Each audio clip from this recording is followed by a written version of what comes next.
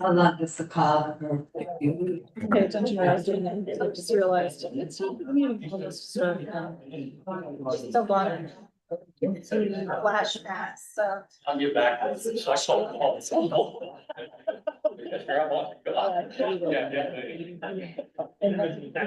We have to do that all the time.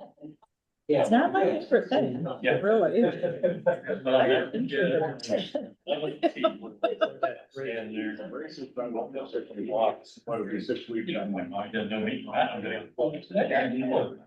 Yeah. Great. Oh, God.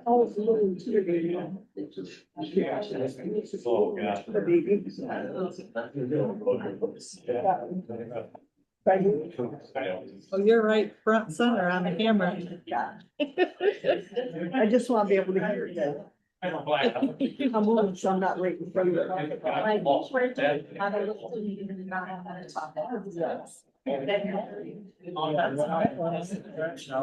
Just take it. Yeah, it's just sort of. Separate or.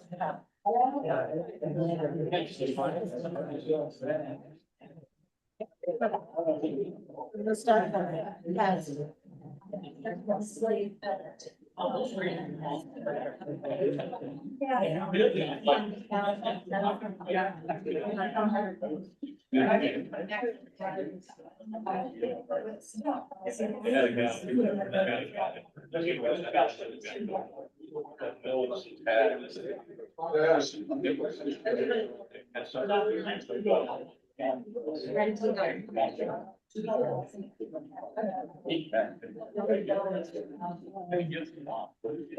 I'm hearing that quite a lot, and it's true.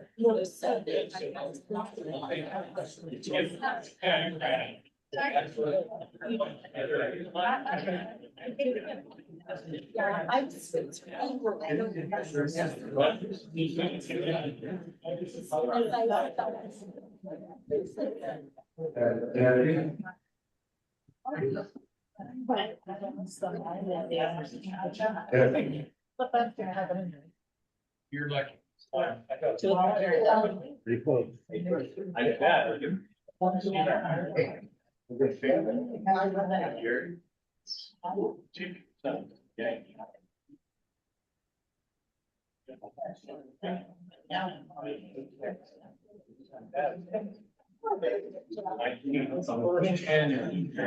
All right, I think we can call it recording.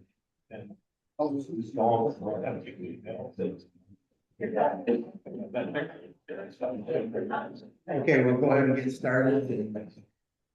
Just want to thank everybody for coming out. Welcome, everybody. Flag is on the back wall here today. We'll start with the Pledge of Allegiance. Please take your hats up. I pledge allegiance to the flag of the United States of America and to the republic for which it stands, one nation, under God, indivisible, with liberty and justice for all.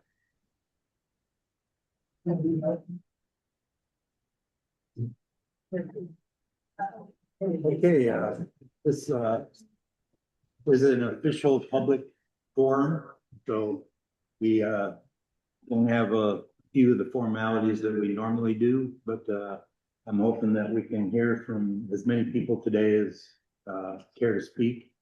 I have the schedule for the meeting from 2 to 4, but if anybody wants to stay after, I'm pretty sure you know, we'll pick it out for a while longer and do what we need to do. So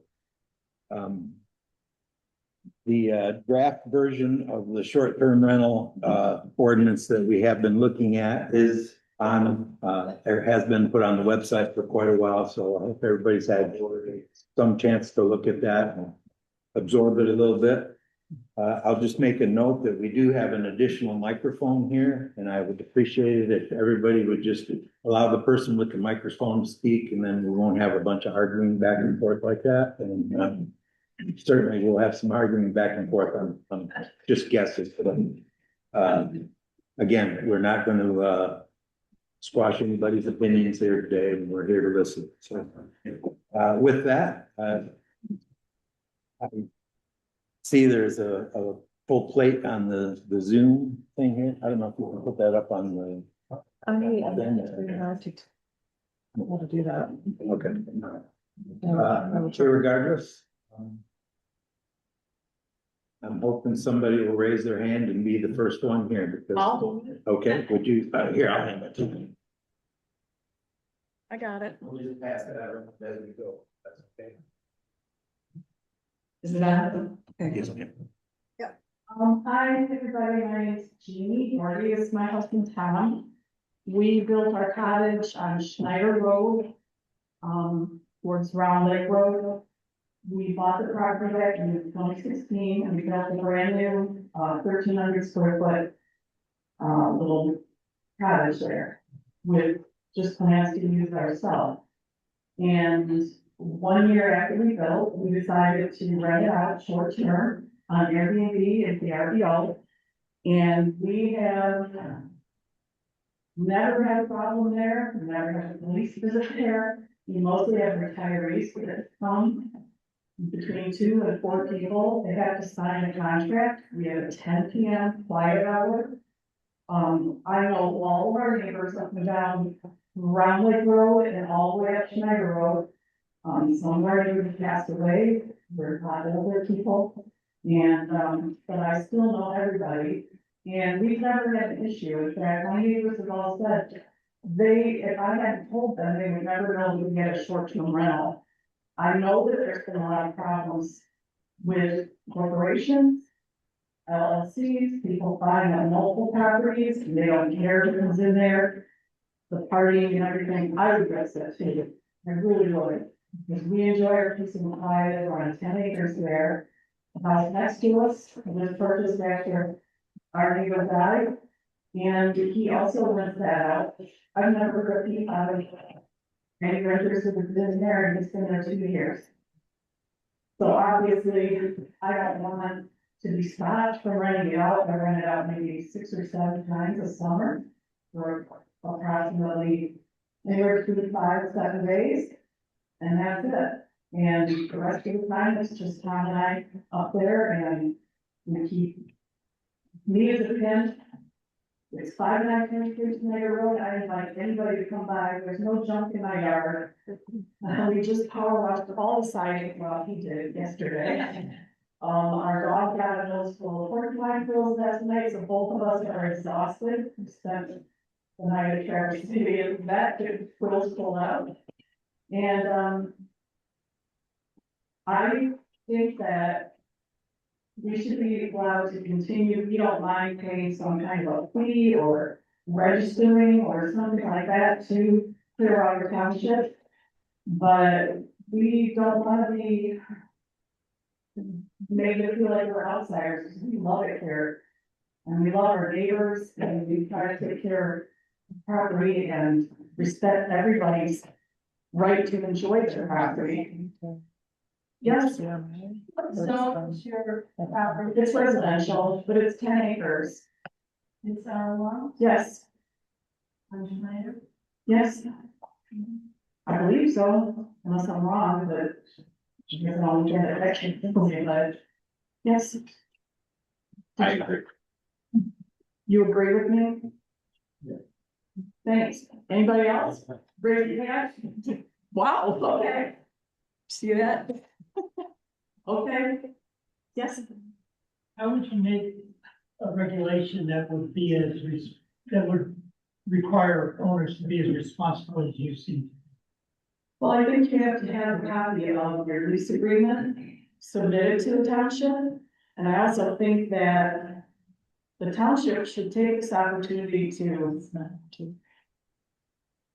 grandfather in your right to short-term rental with these, bullet point of the lease agreement. As I don't know how the township is going to enforce this. I really don't. We've made a number of complaints over 10 years with garbage and trash, dilapidated houses, and even houses that are they're, just unlivable and there's people living in them. I mean, it's not safe.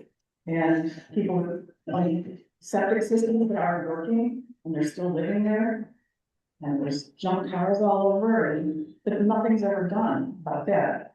And I feel like the money would be better spent to, Ma'am, Sorry, we have a 3-minute I limit, know, I'm really long-winded, sorry, it's first. but I do appreciate your comments. But let's give thank you. the microphone to this gentleman here. Okay, thanks, everybody. I had something, and not be, prepared, to write, but I'll say she, what was your name, yes? Jeannie Doherty. She, said much more eloquently than I could have, the exact same circumstances is where I'm at. Maybe now the, follow, if there were restriction, I would have some. And that's, I really, have been looking at that and what that would look like financially. I'm 38, so, what that would do could change literally the rest of my life and family's life. So, how do we thread this needle? I've heard, my man right here, I remember, Jamie, I remember a lot of the, same people, from me, and I hear you. Like, I hear those same things, although don't want the word same symbol. Never had it for 8 long years. You had come and had my friends. Sure. Please, question. Yeah. Did you just say that if there's a restriction, you have to stop? I would have to sell my property. So can you explain why that would be? What restriction would it be that would cause you to have to sell? Money you have paid, I had taxes for it, sure.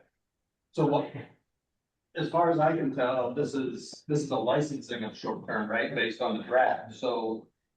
I guess what inside this would say that you can't do this anymore? Because I'm in Harvard.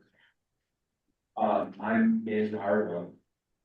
And Oh, because this is limited in R1, we can only do, okay. And then there's a 28-day restriction. there's some more stipulations in there. For the term. And 28 days for a year total. And yeah, so now, just curious, I mean, do you have a short term?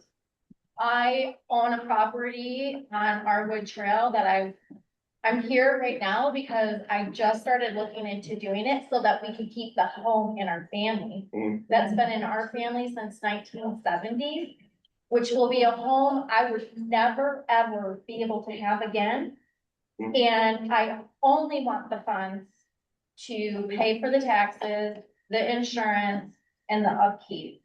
So the thing with short term homes, and again, it's not a money maker. People just drive and, pay for money maker profits and elsewhere.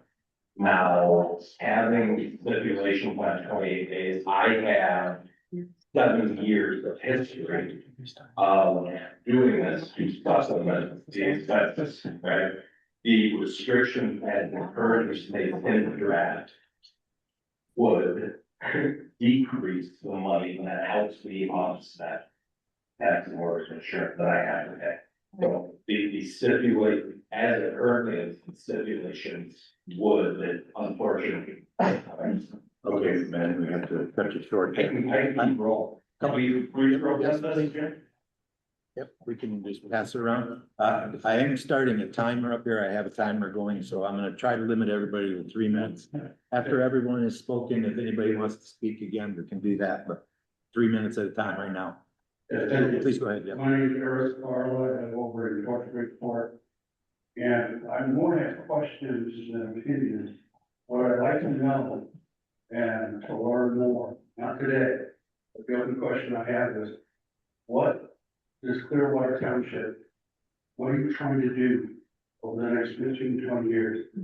Have a community or a rental community? I'm not saying one or the other. We live in an area that is sought out not only by the state as a destination vacation place, but the entire world. And my other place over, Sleeping Bear Dunes, it got put in the National Geographic, the trails that used to go on, can't even go under. Hundreds of people show up because it showed up in a magazine, you know, Torchway, Ellis, Eagle, the Chamberlain is a destination. Another, what I want to know from the residents of the township, what do you want in the next 10 to 15 years? If it turns into all rental, I'd like to know what other communities have, what kind of pay experience in starting that up. I understand individually, everyone has their reasons. Well, what will it do to the community? Already come July, where we live, thousands of people. We've already heard from the sheriff. They don't even have enough people this year to manage Torchway. A couple years ago, we had a shooting in the rank. There's people with their votes. So I just want to leave it at that is, what's the expectation for Clearwater Township? Does the sign when you come to your town say community place? Or we're here for your summer rentals? Why can't Thank you you. vote? Yeah, why can't we vote? Like I said, I'm not saying you can't, but I want to know what is the outcome of what we're talking about. Not today, that's my open question. Thank you. Yep. Can I go next? I got a follow-up for you. Okay. So, We'll do one more here, then one off of Zoom. So if anybody on Zoom, put your hand up if you'd like to speak.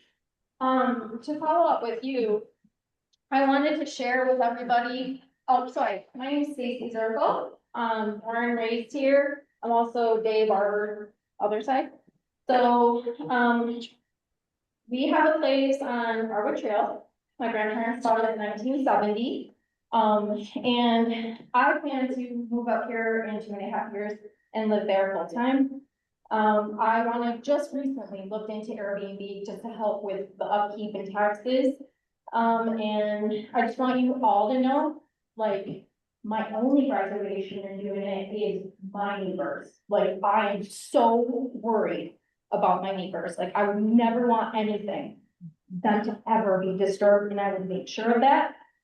Quickly, I just wanted to point out that I thought the 28 days, was like the very restrictive part in the draft. Like, I think everything else looked really reasonable for the most part, but 28 days severely limits, and just so you know, I did a quick calculation based on talking to a property manager from the area. I might make $10,000, and then I might still have to pay income taxes and like everything else, and I figured out that probably all in all, I might make $6,000, which by the way, will help me pay for the new sliding glass door that I need, right? So just keep that in mind. It's not like I'm gonna make a ton of money. If it's the 28 days, having more days, I'm gonna suggest 90 days. And just so you know, the property manager that I talked to, he said that this was the most restrictive that he's ever seen besides the ban. So just want to let you know that. But really important, this survey impact the short-term rentals for 4 Michigan counties: Grand Traverse County, Leelanau County, Barron County, and Allegheny in here. This is from November 25, okay? Somebody posted on Facebook, they said there's 9,000 Airbnbs, right? In Grand Traverse County, we're not that far from that, right? Okay? There's like 2,700, it makes up of 6% of the entire housing market. 1.7% of those could be considered affordable housing or converted to long-term housing. So and that's where I was going with that, is like, there's like this huge like misconception, I think, or even not gather fact, that there's hundreds and thousands of Airbnbs here, okay, or there's gonna be. Grand Traverse County, 6%. Okay, so 2025, November 20, this is recent too, independent study. So I can't imagine that our area has more than even 6%. Okay. That's all for me. Oh, did you have a question for me, or you want the mic? No. I was just gonna say you're. That's a great area. Well, I did say something, yeah. Hi, everybody. My name is David. Place on Beach Road. Over the years, and even recently, it's been said that by both PC chair and township supervisor that, this is a tough topic because 50% of the people are in favor of short-term rentals, and 50% of the people are against the vacation renting. And I've been to several of these public forums that are taking place over 3 to 5 years, maybe as many as 6 or 7 of them in public meetings. And whenever we all get together, hear people on Zoom and the letters, a third of the people say it's a tradition in their community and to leave it alone. Another third of the people say there's benefits to the community, businesses, services, trades, but there should be some regulation. And then there's a third of the people that don't want to have it. I haven't, studied that recently, but I don't see how a third and a third adds up to 50%. Vacation renting didn't start last year. Vacation renting didn't start 3 or 5 years ago. It's been happening here for decades. It's a tradition that has been happening in customary for our area, for families and homeowners for decades and decades. So ordinary and customary. In 2015, an owner who had been renting vacation rental on his property was informed that there was a restriction in the ordinance against what he was doing. He approached the township, planning commission reviewed it, for public hearings. And during those finding them back to public hearings, it was reinforced that it was customary and ordinary in a township for years that people had done this practice. So they voted, motion vote, went to the board, and they removed this restriction from the ordinance. Where? Here? Yes. Yes. Here. Where? It's called Amendment 4. 14. So, What? people have grown accustomed to this over years, decades. This ordinance, how did we come to this ordinance? Well, a few years ago, the township hired an outside zoning administrator. And at that time, it was suggested that a possible revenue for the township would be to technically say that short-term rentals were not legal in the area, and permanent and licensing could create revenue for the township for some of the initiatives that had been, requested or some people wanted to do. Well, during that process, some draft ordinance was made. It was deliberated, discussed over many meetings, over even probably a year. And something that was thought by many on both sides that could be agreeable was brought to the board. That was a couple of years ago, I think. Then, at that time, the board felt it was a little complicated and then sent it back to the planning commission to look at it again. Got to wrap it up, Dave. Yeah. Okay, well, this version that you have in front of you now isn't, it isn't a regulation. It's more elimination. What is it before you now? It raises the same revenue for the township, but it also takes away the rights that people have been accustomed to. Gotta pass it on, Dave, thanks. Why don't we get this done? We got a lot of time.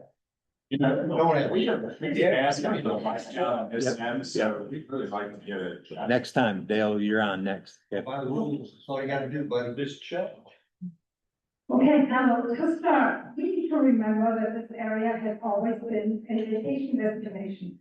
For generations, people have come here to enjoy the natural beauty of this community. Short-term rental guests travel here to make memories. Many are families. Often 3 generations spend time together at the lake.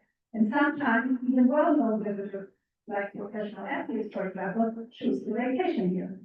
That says something about how special this place is. Those visitors support our local economy. Businesses like village markets, Clearwater, local restaurants, and service providers all depend on that seasonal activity. Reducing organic short-term rentals risks losing those guests and the economic support they bring.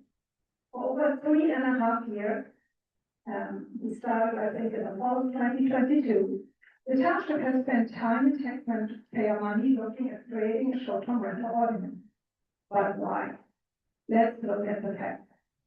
Two FOIA requests that I filed in 2022 and 2023, I reviewed the township's complaint record, which officials are required to keep under Resolution 5 of 2019. The complaints on file were things like noise, light, home animals, cameras, and general smoke issues. And the vast majority were tied to owner-occupied homes, not short-term rentals. For example, out of 20 ordinance violation notices on file from March through October 2022, only one involved a short-term rental. Interestingly, that home was located next to an outspoken anti-STR community member. Strangely enough, supporting complaint documents were on file. Some community members have voiced concerns about corporations buying our properties. Over the past 3.5 years, I have met many of the short-term rental owners. While some properties are held in LLCs, that's often just for liability protection. Many of their owners are actually local community members. I am not aware of a single large corporation owning short-term rental in this township. To sum it up, we already have ordinances that cover noise, light, and other issues. The problem is not the lack of rules, it's that they are not being enforced consistently. Creating new ordinances will cost time and taxpayer money without fixing anything. The facts are clear. We don't have a short-term rental problem. We have an enforcement issue. So let's move forward with a clear goal. Use the data we have and support the ordinances already in place and apply them fairly to everyone. That's how we protect our community, our economy, and our limited resources. Thank you. If you don't mind, could everybody please say your name? Okay, my name is Anya Stoll. Sorry about that. I was asking to do that. Dale, I believe you are next. And then I promised somebody on Zoom after Dale, so. I could do it. Michelle Deli from Michelle. Clearwater Township boards in the past have done a great disservice to our community. You have allowed us to be shaped more by the needs of tourists than by the well-being of people who call this place home. They have ignored full-time residents and have allowed short-term rentals to overwhelmingly take control and bully residents who don't agree with them. Short-term rental income is the driver of our rising housing costs. Every house that comes out of the market is being snatched up by the cash rich. Short-term renting, because you need income to pay for your second home, is not the responsibility of our township or its residents. Short-term rentals claim our community can survive without you, but they are forcing lower income families who keep our shops, our bars, our restaurants, and offices running to live so far away because it no longer makes sense for them to commute to their jobs for the wages they get. Short-term rentals have not built our community. Our township's commercial districts is empty of coffee shops, of gift shops, new restaurants, bakeries. That clearly suggests that most of the value of short-term renting isn't for the community, but for the short-term rental owner. Short-term rentals claim they do not harm the lake. If you attended the planning commission meeting last fall, where the legislature from the Lansing appeared on Zoom, you would have learned that short-term rentals are a driver of septic system failures because of overuse. Short-term rentals claim they have rights to do whatever they want with their property. While we can all disagree or agree over how much control you have and what is done with your property, the uniform acceptance of zoning laws means there are already limits in place in the name of the public good. Nothing permits short-term rentals to operate in an R1 zone, including the Lackland ordinance. Residents living amongst this commercial chaos need township leaders and with integrity and care for the future of our northern home. We need you to stand up for the community you were elected to serve. Seems every week we read about another town or a township reeling in or eliminating short-term rentals. Whatever threats, merit or no merit, slow this train down and give us legal counsel. Eliminating short-term rentals in R1 is not taking away anyone's right because that right never existed. Thank you. Cool.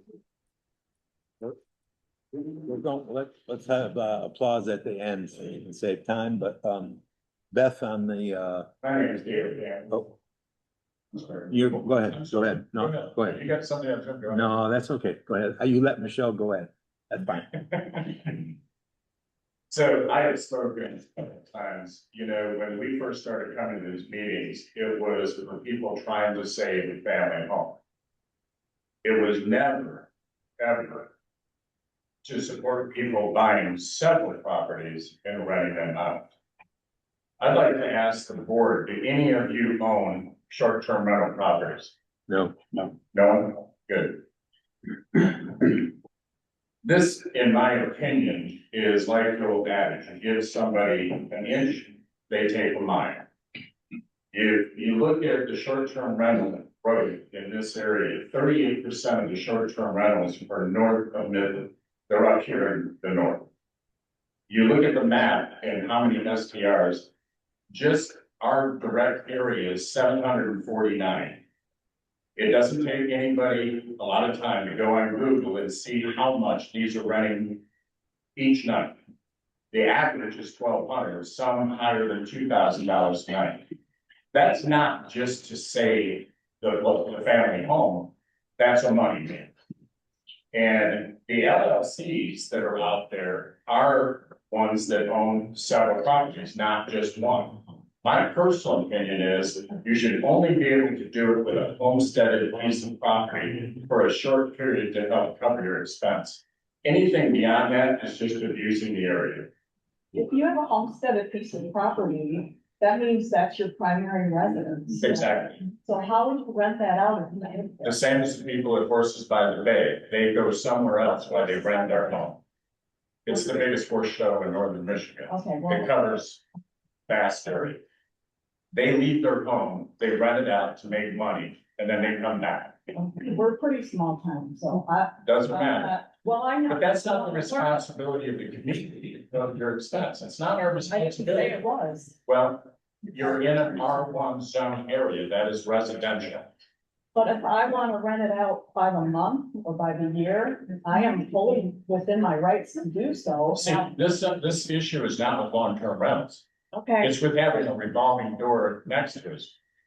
but I want to leave our cottage to our kids. We're 64. I understand, We built it- but that's not we the want it to be a community's family. issue. The residents. So let me ask you this, you have to sell your house, They're not. who in Rapid City is gonna buy Not by mine. a Rapid City Okay, we resident? can only really have. City resident. Buy a- That's the problem. Because the short-term rentals have been allowed, I just saw our tax bill. Our property doubled in 1 year. Most people's did. You wanna know why that is? Because everything became money makers. It's not just about homesteading anymore. So you would literally force the opportunity of any young person coming up in this area to afford a house. That is. So somebody that works at Walmart is gonna buy a house on First City. Okay, Right? Dave, just want a quick comment on your point here. So just so you know, mine is a primary residence homestead. I have, Happy Ventures LLC is the LLC that I run it through for liability reasons. I protect myself. That's the best, cleanest, protective way to do it. I don't have millions and millions of dollars. I am fortunate enough that in my life that I've had some opportunities that I've taken advantage of in times that I've just been fortunate. some people aren't as fortunate, and that's like, that's, I just want to clear the air. I have no ill, and I hear you, but just the LLCs is more of a protective layer, just to clear. Okay, next person is on Zoom, and it's Beth Elizabeth Ross, go ahead. Yes, I just wanted to, I participated in a few of these that you've had online, and I would tend to agree with Michelle's commentary. We live on the same street. We experience the same activity. I think there's a fair number of rentals on our street, and I'm not in agreement with there being the opportunity to rent in an R1 area. I know the house that sits right next door to us has not had their septic field replaced, and we've owned our property for over 28 years. And I know that that person, that's just one example of a party who is not probably adhering to septic field leaching based upon how many people they've been allowed to rent that property over the years. And that property has changed hands at least 4 times, and the income has, continued to double for the sales price of the house. And each time that happens, we end up having to get used to a new neighbor and a new set of rental people. And, we pay very high taxes because that is not a homestead property for us. So I just wish I think we have to have some regulations and an outline that everybody needs to adhere to. I think other adjacent communities have the same thing. And I think, as Michelle spoke to, many of them are finding that it's really created just the opposite effect in their community, and are going to, in the future, and have no longer the ability to even have short-term rentals. I don't think that's where we want to be. So there has to be some guidelines put in place, and we can't keep kicking the can down the road. We have to eventually come to put something in writing so that there is some ordinances that can be enforced if in fact they're violated. Thank you. Let's go to Yep. Jennifer's iPad while we're on Zoom. She's the only other hand up right now, so. Jennifer, go ahead.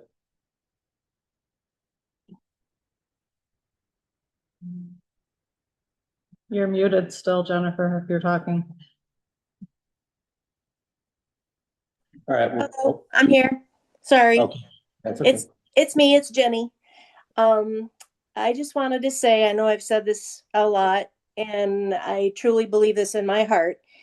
I know there are people that do the short-term rentals, follow the rules, and they want to do this to help them pay for their home. I understand this is not the township's responsibility at all.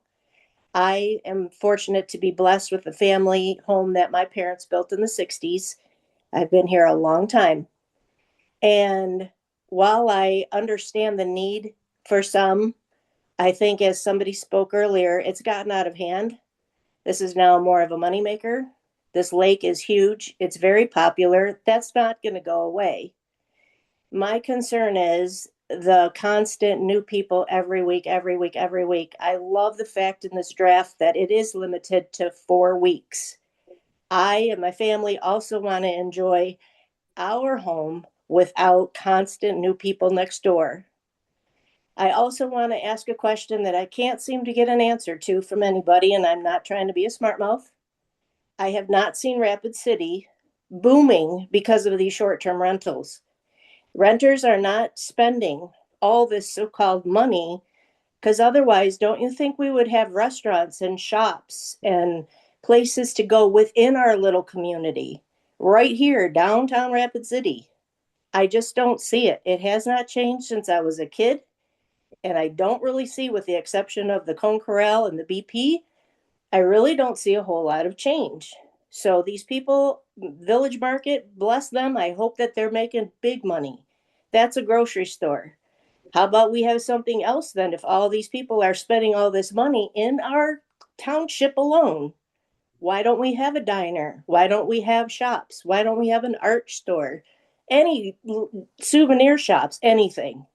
It just doesn't seem to be benefiting our township. It's hurting our lake. It's hurting those that violate our property, which I have seen so much of because I'm right here on the water. So I commend the committee for doing a decent draft to take in consideration of the residents like me. And I hope that this can come to a good resolve for everybody. Thank you.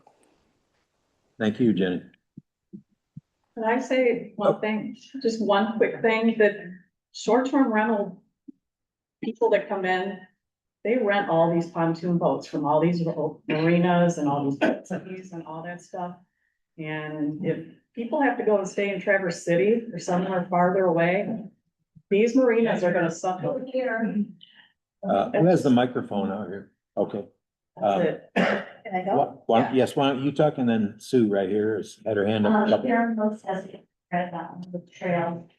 This is in regards to not the 28-day thing, but how to put regulations on the renters. We have neighbors that are fantastic landlords and they take care of their properties and their people. And you said that you would make sure that your renters would do things, but we also have a home on our street that is rented every 4 or 5 days. And it's very, very difficult to live next door to that because it's their party place, 2, 3 o'clock in the morning.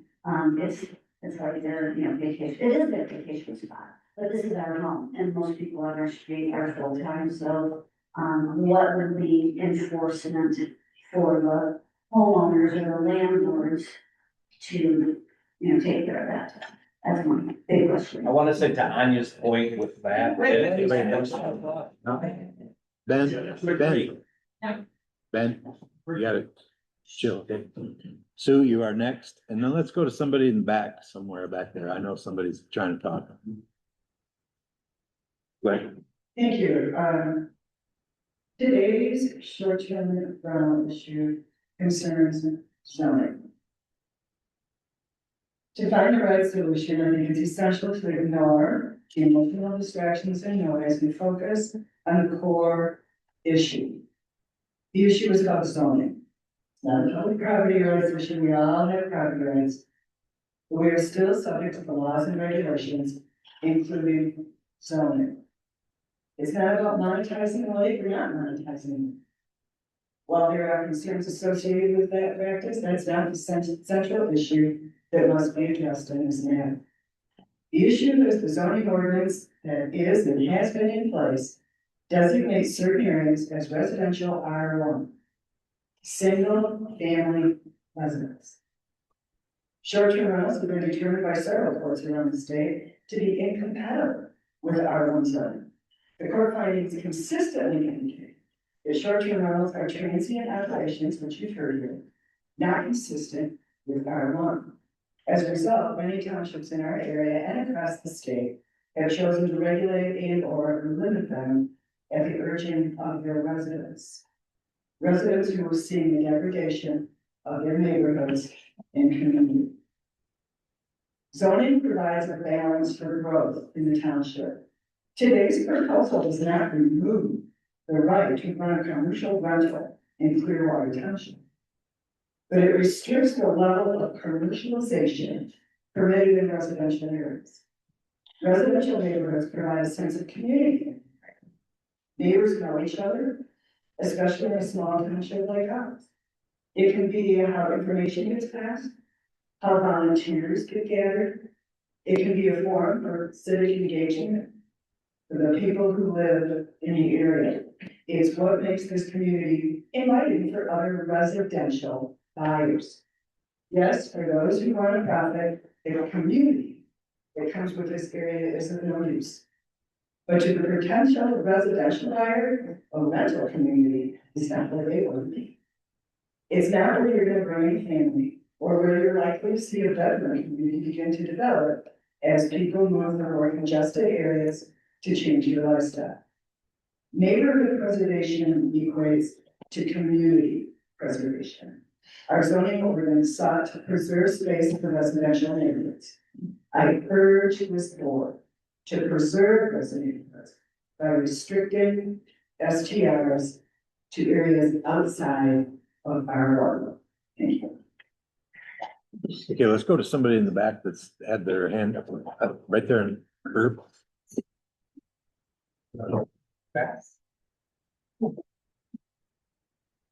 My name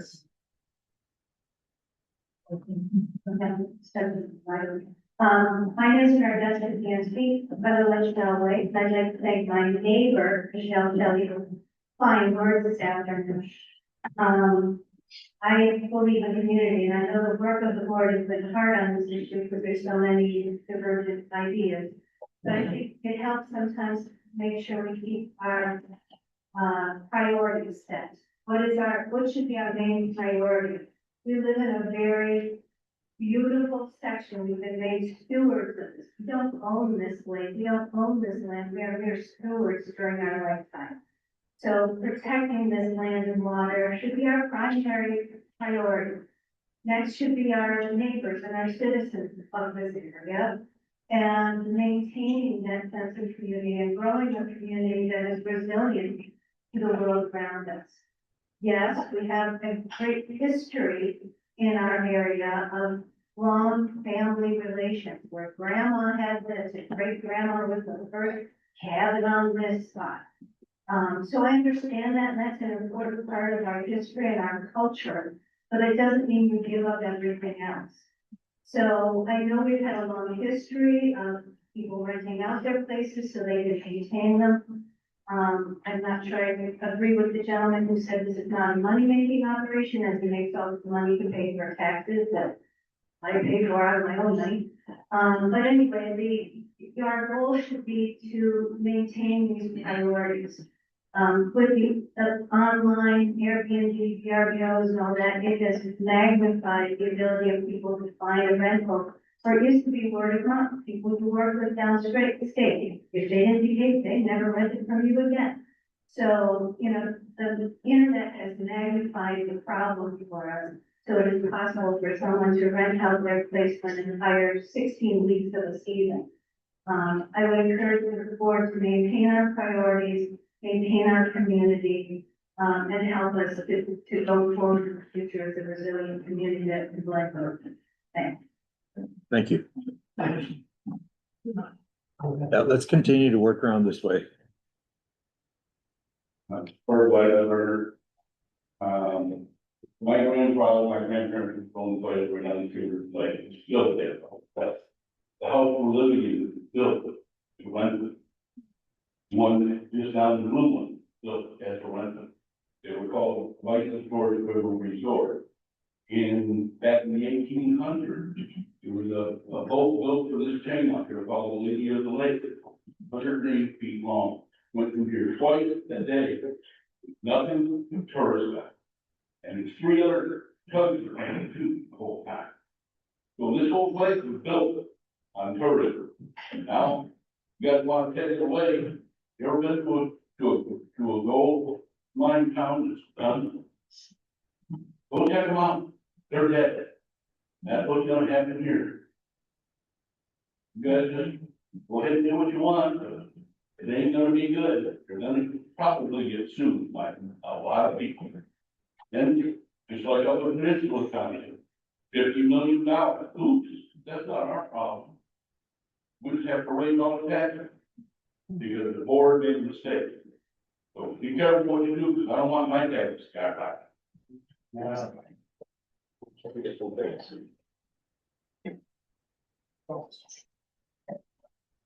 My name is Chris Stoll, and I'm here to ask the board not to pursue a short-term rental ordinance any further until the township has first investigated whether such an ordinance is actually necessary.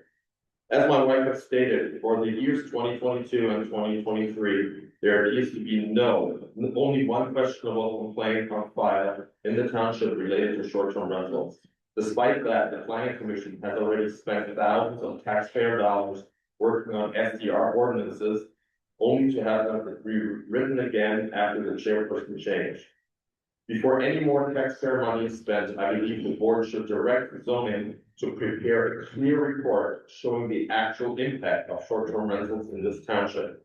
The report should include the number of credible complaints, nature of those complaints, and whether existing ordinances could already address the issues being raised. Only after reviewing those facts could the board decide whether a new ordinance is necessary or whether the township simply needs to enforce the ordinances it already has. This township has always been a destination for tourists.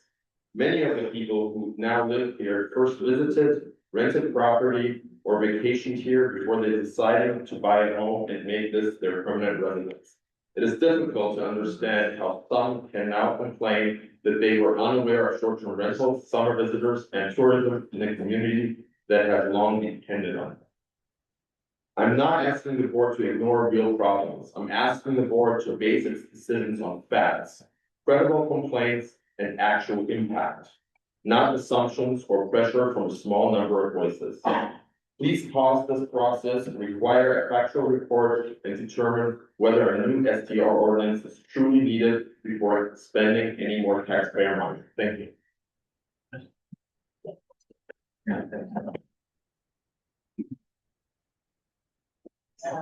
You want to give one members to plan out running for another term? I'm sorry. Do anybody want to run for another term? Maybe one term, or maybe more? Bob? Undecided. Too early to tell. Too early to tell. So we're not dealing with lame ducks. We're dealing with people that may face another term. And in order to be elected for your next term, that's where the voter is gonna speak. What you do right now protects your legacy. This nonsense of trade shops. No place in here for threats. That's right, yeah, that's right. Yeah, you're threatening people. Sorry, could you? I said you can't be threatening people. Yeah, threatening, no, look. The hell you mean? The You're threatening the power. for next term is a fact. If I wanna go down to the bar and talk to my friends, does your legacy wanna be that son of a gun that stepped on my right? This is the first time in my life I can stand for the pledge of allegiance, because liberty and justice for all is rock solid. Rock solid. Don't say shame on me. Okay?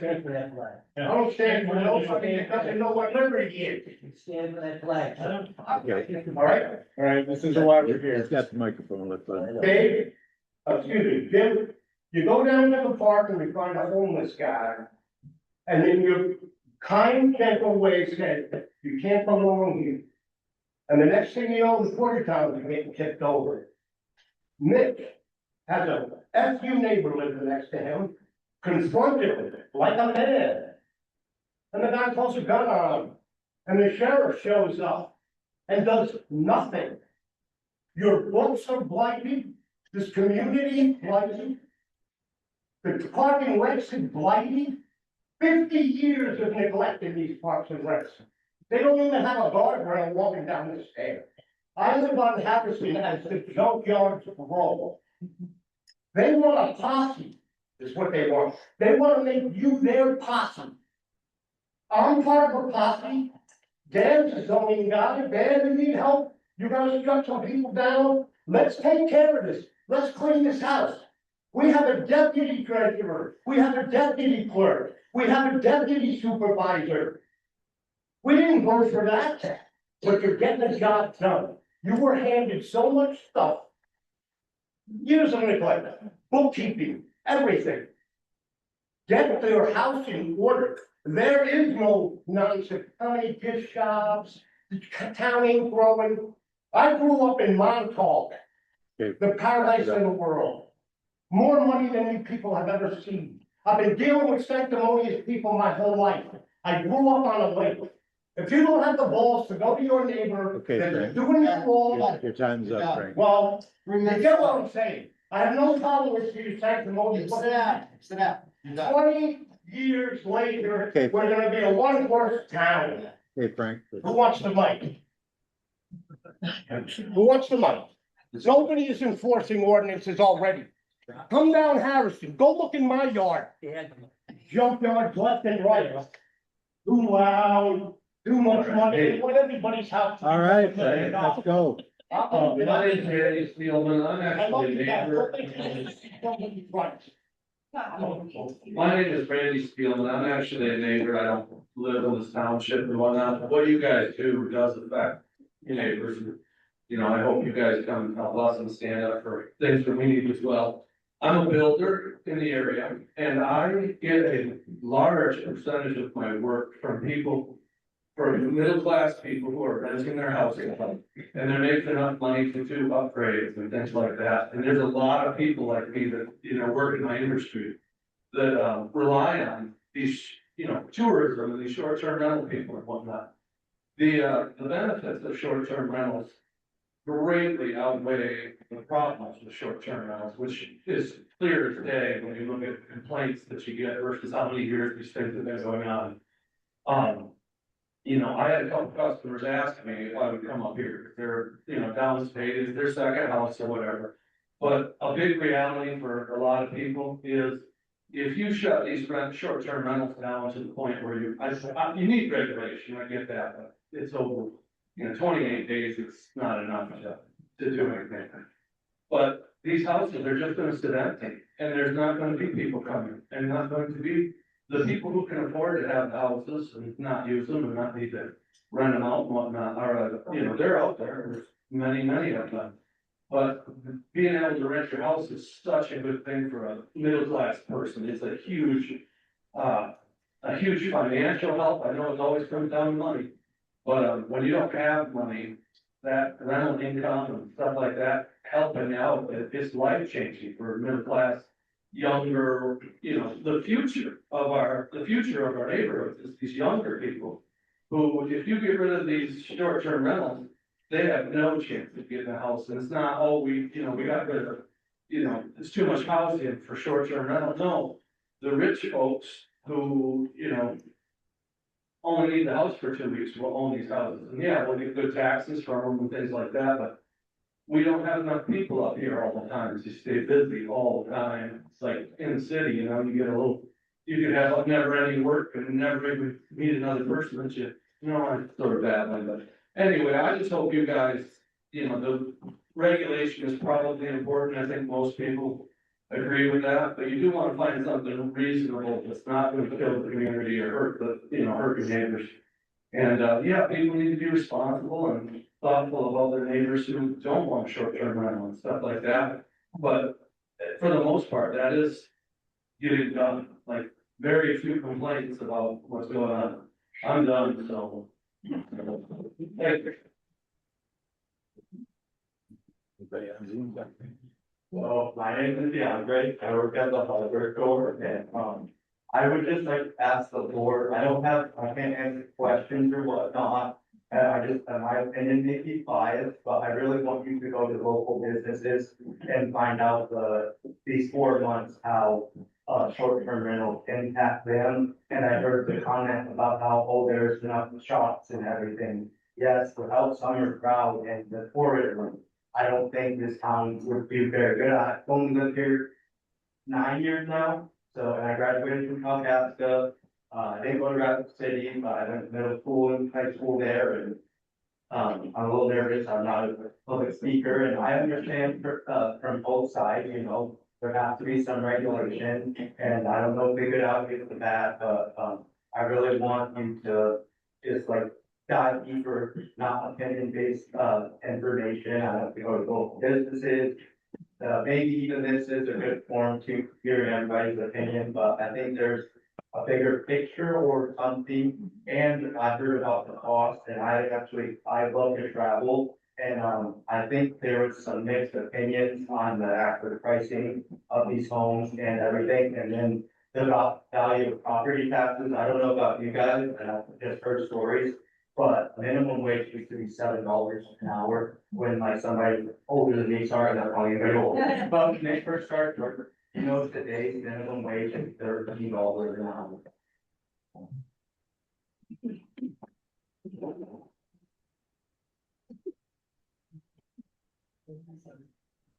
Name, please. My name is Caitlin. I don't live in Clearwater Township, I live in Bel Air, but I wanted to offer kind of a unique, or different perspective that may have been shared at another meeting or maybe not. And that is that I live here in Antrim County, in this area. I've experienced being priced out of being able to afford a home. My husband is a teacher, and not being able to purchase a home where we wanted to live because of short-term rentals. And at the same time, almost 10 years ago, started my own business providing services in real estate, meaning linen, on-call, property management, as what I did for income on that and teacher. And so I can definitely see both sides of it. Now, over the last 10 years, we service over 100, I think it's 111 properties in Antrim and Calcasieu and Grand Traverse County in multiple capacities. These are second homes and short-term rentals where we are either the on-call property manager should, the owner posting it, but should there be a guest issue that we can respond immediately and make sure that rules and neighbors are respected, whether that's cleaning, whether that's laundry. My husband's now like contractor, during COVID, we stopped teaching and became a builder. I think it's important to remember that the housing boom started after COVID, 21, 22, 23. And if anybody looks in their Zillow app this week, you can see that now that the weather is nice by the weekend, there's hundreds of listings coming, regardless of the short-term rental regulations. This market correction is coming.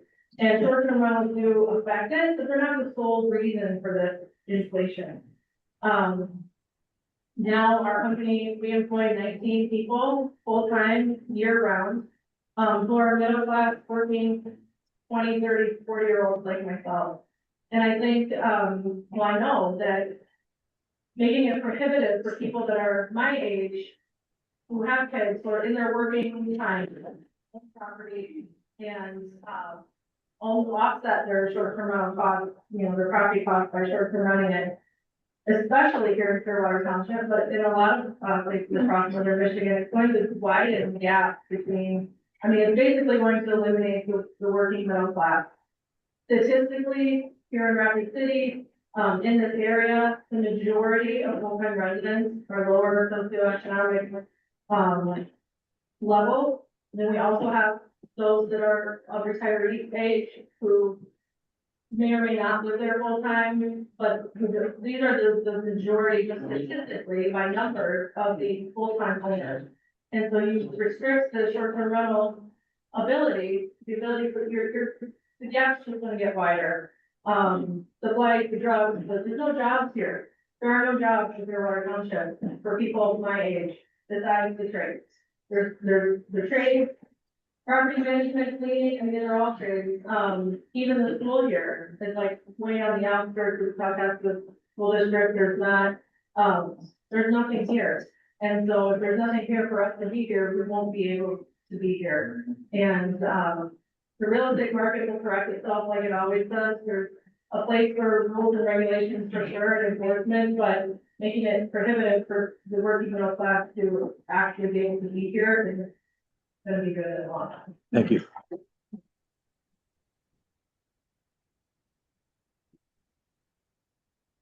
Township Supervisor, my name is Gary Matt, and I want to tell you and the rest of the people here, I apologize to all of you for the outburst, but I noticed that you didn't stand for the Pledge of Allegiance.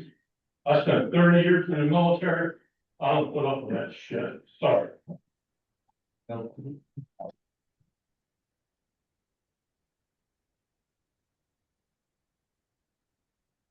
Hi, my name is Jill.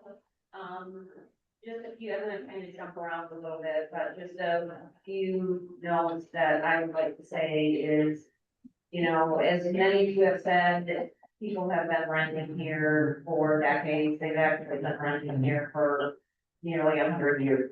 That's been a part of this area since people have been here.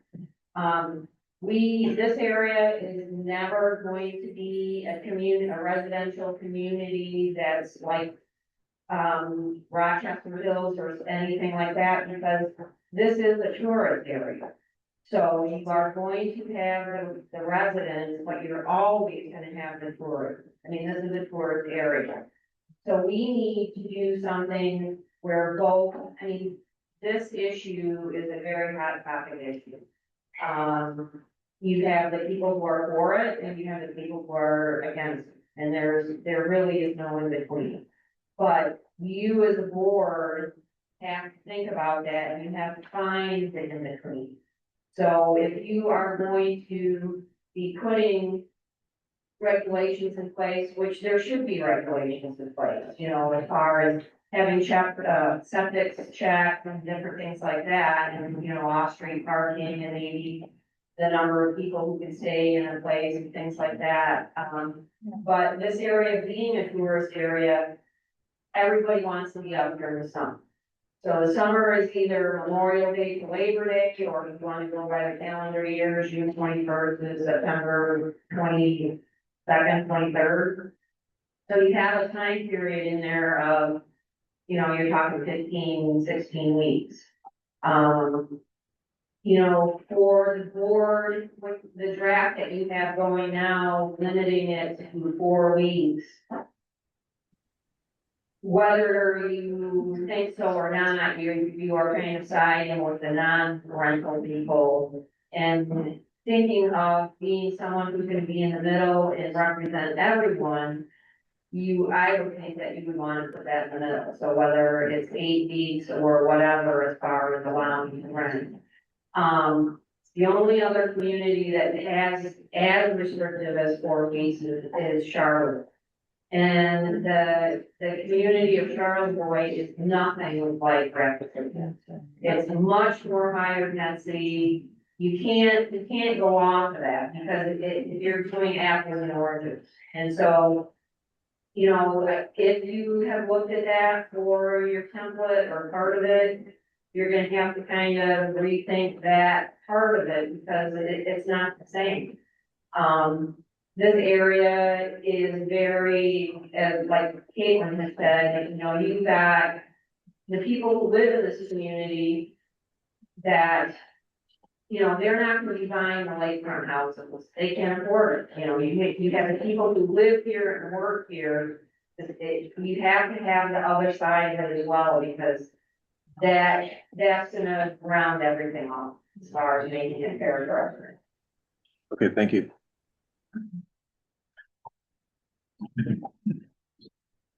Everybody, my name is Mark, Belly Drive. A couple things to note about the proposed draft here, that's sent out, $500 license fee every year, subject to eval every year, 3 or 4 years, depending on what it was. $300 application fee, and to take a look at numbers, those kind of costs, just to be able to, try to have some type of income stream, and limit the amount of income or revenue generated to 28 days a calendar year is such an extreme overstep. It's hard to even describe that. As a matter of fact, when you look at a 28-day restriction for SDRs, that is what most courts in the state of Michigan would call a de facto ban, meaning that you can't outright ban SDRs, which are going to regulate them so heavily, restrict them so heavily that it might as well be a ban. That's not only not fair to community members who are investing their time and money back in this community, but it's also unconstitutional.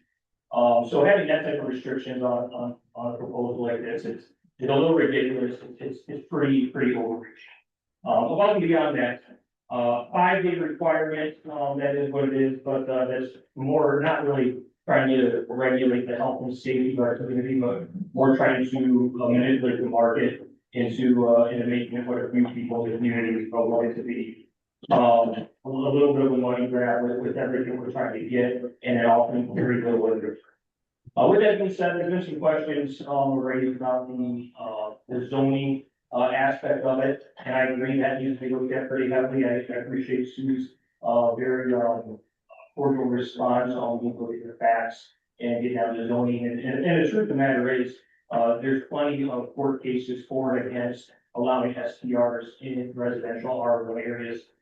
Specifically, I look at Clearwater Township, Spring Lake, which clearly defines that the use of STRs in a residential area does not designate that as a commercial property. And in fact, that could be construed as a residential purpose, renting the house out to other families regardless of the amount of time that they stay there. So this proposal right now is clearly at discouraging and even that de facto ban of STRs, not just regulation. Just a couple notes on some of the things that have come up so far. There's been several comments about commercial businesses in the area. My opinion is the town and township doesn't have commercial businesses with the presence of so many STRs. Imagine how fast we'd be without. They truly do bring in a lot of money, a lot of people, a lot of revenue. And if we don't have bakeries and coffee shops and all these different things lining our streets with them, where is that money gonna come from to start those things? And again, for those that are somehow complaining that these businesses and commercial things don't exist, and somehow blaming it on STRs, I would just encourage you to go ahead and put the money down to start one and watch the amount of impact that the short-term renters that come into our area along with us, would have on that business. For the gentleman that said $1,200 a night for, average rate, that is, highly inflated, probably 300 to 400% embellishment at that point. This isn't a quick scheme. This isn't something that people are doing just to grab it out of everybody else. It is quite a big embellishment there. And I don't want to short that, let me end with this. Majority of the people, seem to be, I'm not trying to generalize it, the majority of people who seem to be against the SDRs, most likely grew up in, kind of like the dream time frame of America, where a family that has a few kids and trying to make a living could be supported off of a single income. Right, yeah, went to work at the factory, worked 8 hours a day, came home, they lived in a nice house in a nice subdivision, and had a pension. Those days don't exist anymore. The reality is for families to make a couple kids, there is the multiple revenue streams and income streams coming in just in order to make ends meet, let alone to try to get ahead and put a savings down and hope for retirement. Thank you. Anybody on Zoom want to take a stab at it? I'm here. Okay, go ahead. Okay, I'm Teresa Steiner Sherman. I'm a full-time resident since 2009 on Crystal Beach Road. My family's been here since the 1800s. I came as a child, and yes, sometimes my parents rented, but none of the houses that they rented were owned by commercial businesses. It was usually a mom and pop who rented it a couple weeks to pay the bills. R1 is not taking over commercial. Commercial is trying to take over R1. There's a new motel up by the bridge, and that is what Clearwater Township needs. More little motels where people can stay. And no one is going to build a motel in Rapid City if they know that every resident is allowed to rent their place out. Part of the master plan was to grow the village commercial. There is plenty of land for a motel in Rapid City. Not everyone has to stay on the lake. I am not rich. I live on the lake, but I bought that when my husband died and he left me the insurance money. I bought it in a residential area so that I would feel safe. And one of the things that makes me feel safe is being in a community. The thing that R1 should be able to rent to be able to cover their expenses. I agree with that. For a couple weeks to be able to pay their taxes.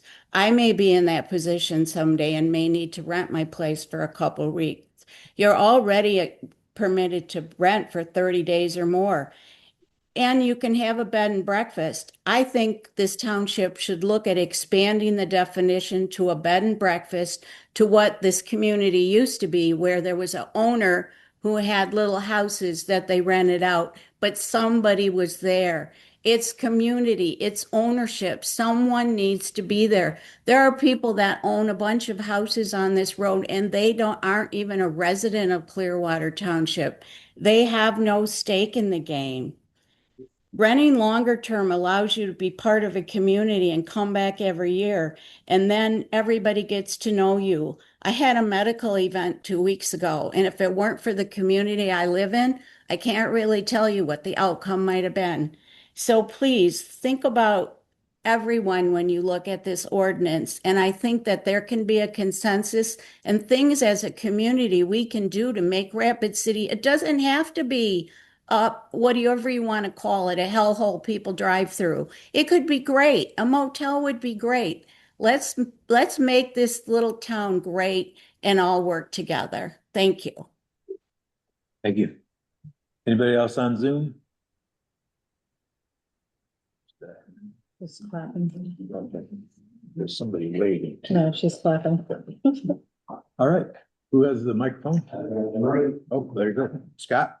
Scott Silver, appreciate the board that all come together and let's all talk about this. Ordinance 22 was enacted in 2011. That's when it was established. and establish zoning districts. This is, like Sue said, this is all about zoning. Commercial businesses are not allowed in R1. R1 is dedicated single-family residential use only. STRs are a commercial business, no doubt about that. They also bring a series of issues to a community. They inflate housing prices, we've heard some of that. They inflate long-term rental prices, we've heard that. It affects affordability.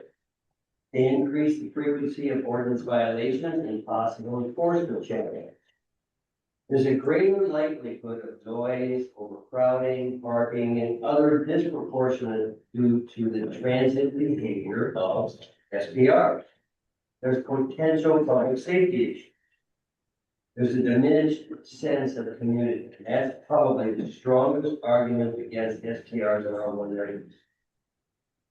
No doubt about it, and I call it, it's a gradual hotelification of residential areas. It's an erosion of the neighborhood and the residential community.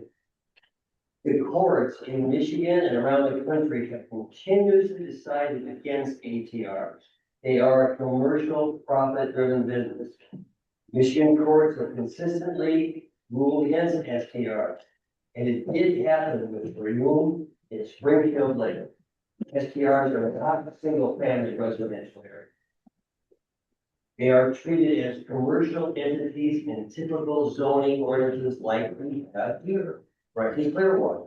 Therefore, they can be prohibited in residential zones. And as a precedent and confirmed that Clearwater Township has the authority to prohibit them if they choose to do so, right here. Now, we've heard arguments for STRs. One of them is private property rights. Zoning has always been a lawful limitation in communities like ours. So are building codes, permits, regulations, they all have their service and they govern each and every one of us. Zoning is special. We've heard family legacy. That's very meaningful to all of us. But the township is not responsible for my family legacy or anybody else's. The township is also not responsible for setting up a system that helps us pay our taxes on our property. That's not the township's duty to us. We've also heard about historic cottage renters. That's not relevant to today. It doesn't reflect current realities. Population density, usage pathways, community expectations. They've all evolved since the 40s, 50s, 60s, and 70s. That's not what we're about today. There's additional things that the board needs to consider too. Some of this was brought up. What about administrative and enforcement burden that's going to happen? We're going to do it ourselves. We're going to hire an outside party to do that.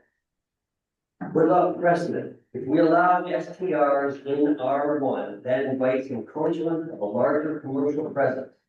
What's going to be put in right next door to me next? What's going to happen? What business is going to open up? Hey, Scott, pick it up. I'm almost there. Okay. Respectfully, I'm urging the board to uphold STRs in R1. As it stands today, if you do so, the planning commission has put a good plan together, if that's where we go, but no more than that. Any additional changes would be completely inconsistent with the original 22 guidelines. Maintaining the integrity of the township zoning framework is essential for preserving the character and the stability and long-term viability of Clearwater Township residents. Thank you. Please do the right thing.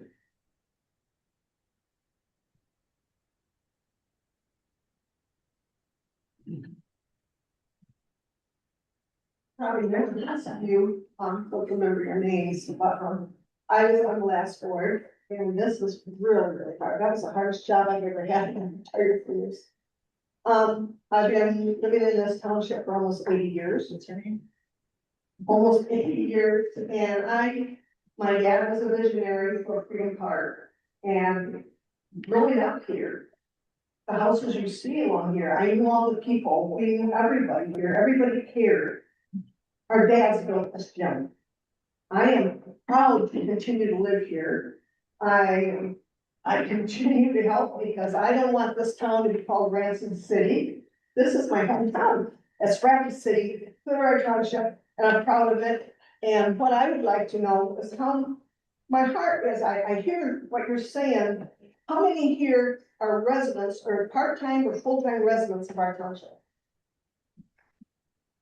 So this is what I want to speak to. How many have short-term rentals? I love that. What I don't want to see, and I've met a lot of people for a few months, I ended up being maintenance, so I got to meet a lot of people when I was picking up garbage at the park. Tourists, very interesting, fun people, fun to hear where they came from. What I want to see is residents, my heart is, you're a resident here, if you're a resident here, I'm hoping you'll care. I'm hoping you'll care more than getting money. I'm hoping you'll care for our parks, because we've got beautiful parks. 2 years from now, we celebrate 50th anniversary of Freedom Park. Yeah. That's why we're working on it and trying to get more people involved. That's why we're trying to get more volunteers involved. If you're a resident here, I love it. Hopefully you can become a little bit of what I grew up with, when people actually worked together and did things together. What I don't want to see is corporations, and I've heard from Angie, different ones. Realtors from all over the world wanting to buy here just because of Torch Lake. Do those people really care about our lake and our community? I don't think so. It's just a destination. I don't like the fact, and we can't stop it, that I love the fact that we've got volunteers who cleans up our sandbar after Labor Day. I think that's awesome. But I wish it didn't have to happen that way. So I love Rapid City. I love the people. I don't care where you come from or your status in life. That's the way I was brought up. My dad taught me to go in there, really treat people like they want to be treated. And I hope this works out. My heart is for residents, part-time, full-time, to be here, be able to do what you want to do. But I'm not for people all over the world coming here who really don't care. What was your name? Joanne Childs. Okay, hi. Saw somebody over here. There's a good couple.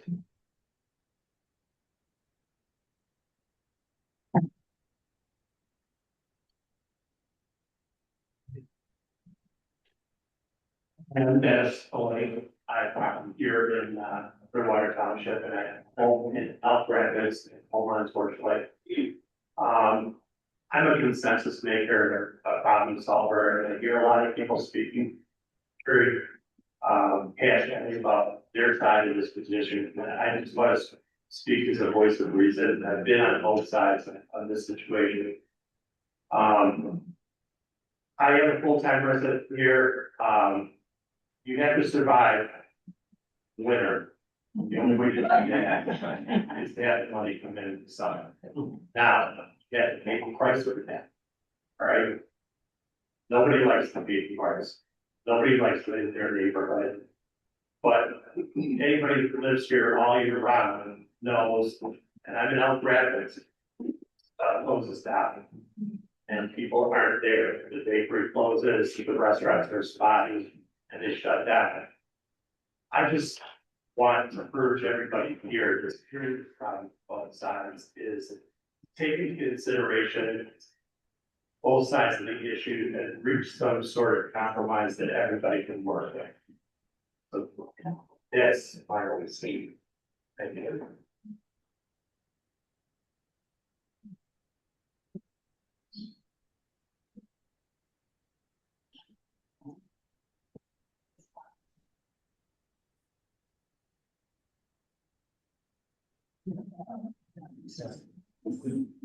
My name is Elise Henderson, and I'm on Crystal Beach Road, Lakeside. So a couple things that I wanted to actually just ask the board. Have you thought about doing any studies? I know that there's been a lot of money spent on a lawyer or two. The previous board that drafted the regulation, the initial regulation, has anything been spent, or is there any thought of maybe doing any sort of comprehensive study? So you're hearing, numbers in terms of how many short-term rentals are in the area. how many are owned by individuals, how many are owned by the so-called corporations. But really, we don't know, correct? So I think that a lot of the communities in the country, frankly, have spent money with consultants, with organizations who can do these studies, and they can figure out economic impact or the impact on the housing market, et cetera. So passing something that is this restrictive and frankly may set you up for some legal situations, that's something that a consultant or a study may be able to tell you. And I know that there are organizations that can lead you down that path, that can help you figure out how to do a study. Michigan Short-Term Rental Association is one. There's some great people all around the state.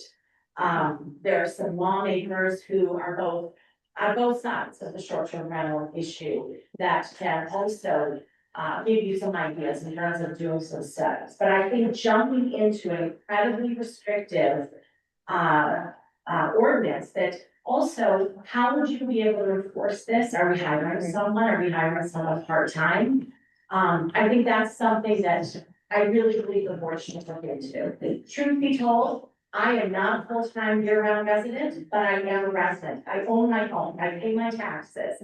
And whether I'm here for 4 months, 6 months, 1 month, 1 week, it's my home. I pay my taxes and I maintain my home. How I got my home is my business, but if everyone must know, we bought it from my mother 4 years ago. She passed away 2 months ago, and I know for a fact she's damn glad that my husband and I own this home now. And so I think that I really strongly encourage the board, and frankly, everyone here, to kind of see through some of these rumors, innuendos, and I respect everyone's passion on this issue, but not everything you hear is as bad as it sounds or as bad as it seems. There are some amazing people that come up here and enjoy this area, whether it's 5 days or a week or a month. I mean, I was a little girl and my father rented a home up here, and I got to visit every summer before he actually bought our home next to New Summer. So that was my. Thank you. Anybody on Zoom care to speak?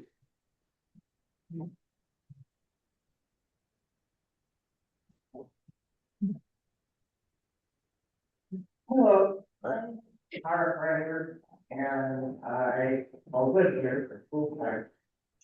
Now, I moved back here 13 years ago. Downstate, and family here, I own my grandmother's home now. I do have some extra property, and this is because I have some extra property, and we bought a piece adjacent to that house, and I was thinking about building something for rental income to help me support myself and my family and keep my property here. That's the church. I'm trying to write, so people are maintaining their properties and rules are being followed. The one lady that was here earlier that was talking, I think that's a really good idea for people, especially if someone has got 2 or 3 homes. We do need somebody here to maintain and make sure that they are taken care of. With runners coming in, I know a few years back, fortunately, that was a big thing because it was all advertised on the radio all over the place. Fortunately, it was gone. And I think that's where a lot of the problem stems from. Everybody complaining about these people coming up here and not respecting our property, respecting our homes, respecting our life. We got the amendment to stop the advertising of that on the radio and the DJ throwing his parties up here. And I have noticed the last few years that it is cutting down. There's not as many crazy young people coming up here and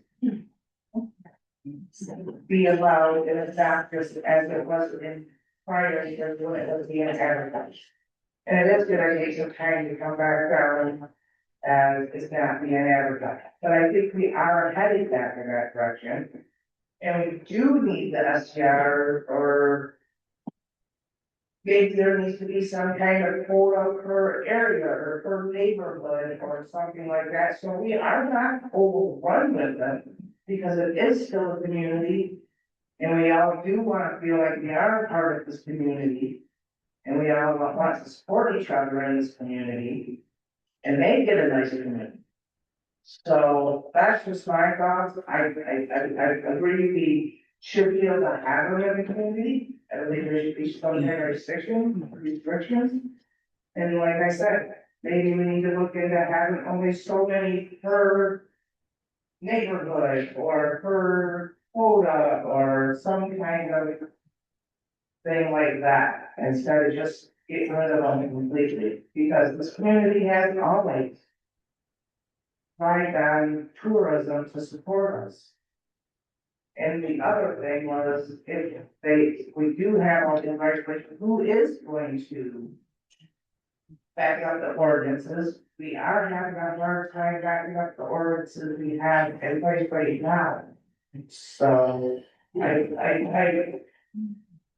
thank all the board that's up here. I know you guys are fairly new and you have been working on these things. But I think that there's some other things in this community that needs to be worked on a little more than the STR debate we had at one time. Thank you. I just want to make one quick comment before you talk, sir. The gentlady that was talking earlier about we don't know how many actual short-term rentals are. That previous zoning administrator that was talked about that was hired by the previous administration, they ran a computer software thing through the monitoring all of them in the area, and it was determined at that time that there was about 91. And right now we estimate right about at 120. So can I just say that there are so many different programs. I mean, you can, run it through. There are different types of AI that you can run it through. Mhm. A lot has changed since that report was run. I would just say that. Okay, yep, So, I go don't ahead. disagree with that at all. We're gonna let the gentleman with the mic first, and then maybe we'll get to some second round talking. We got about a half hour left, so let's just continue. Love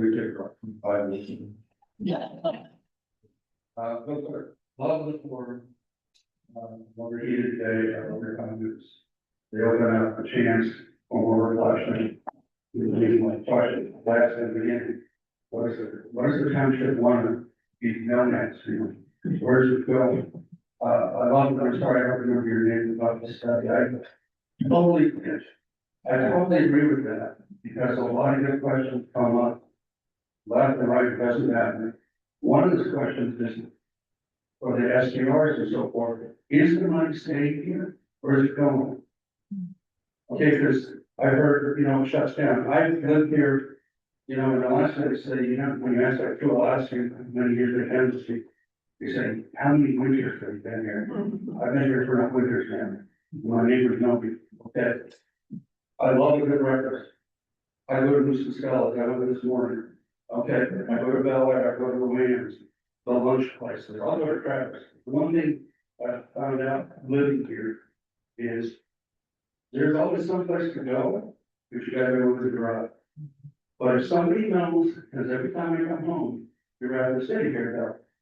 There's no bistro, there's no coffee shop, and gone for Village Market. If it's gonna help the community, I agree, we get with Union Park, I love it. Okay, I love those things. But where's the money going?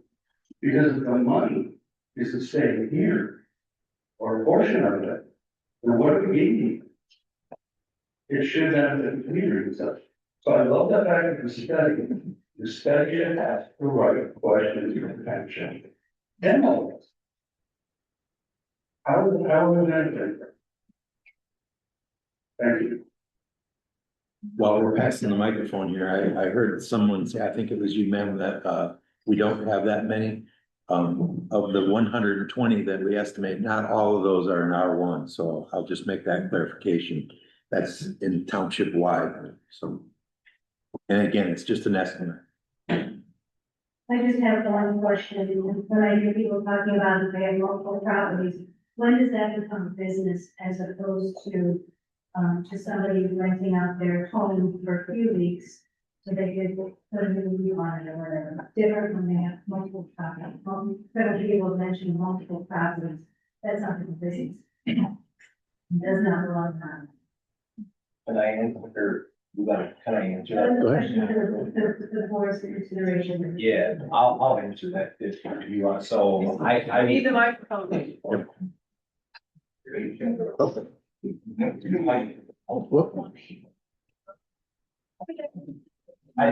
Thank you.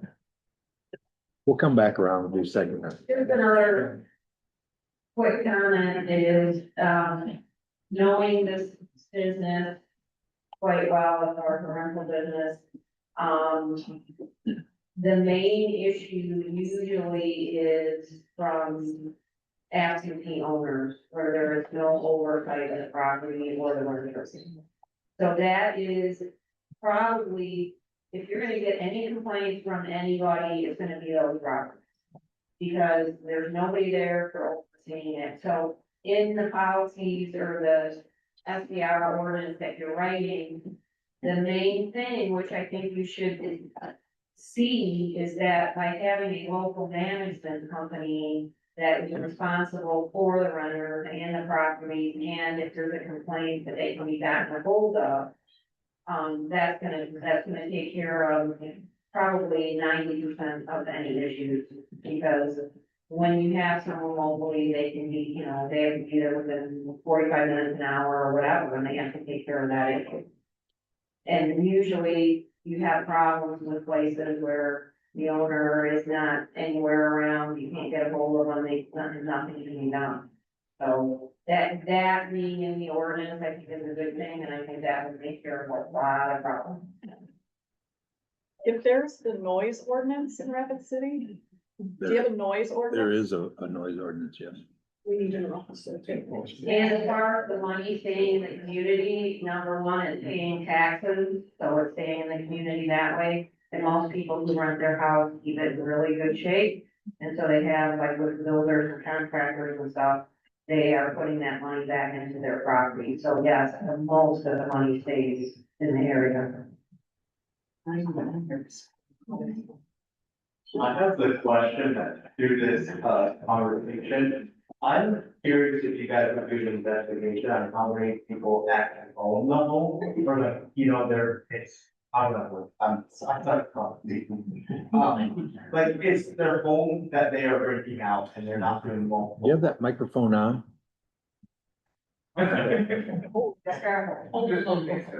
Just like a study of, the homeowners that are renting out their house, if it's like their house, or I don't have the right wordage, but hopefully I got it wrong, or, and that question I wanted to know. Or, yeah, like, how many they have, and if there's an LLC in front of it for their protection and their liability. I don't know the exact question.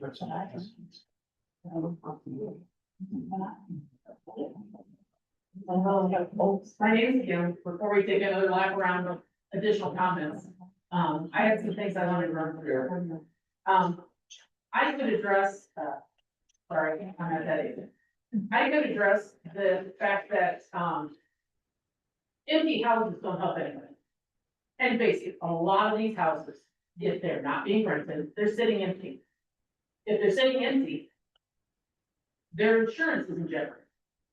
Because most insurance companies over 30 to 60 days will no longer cover your house. A lot of these young families will hear, young families, well, we have to protect the houses for the young families so they can have somewhere to live. Without being able to rent, the people I know that are short-term rent, without renting their home, that young family cannot live in this area. They have to move to the town and things like that. Short-term renting is how a lot of young families are surviving.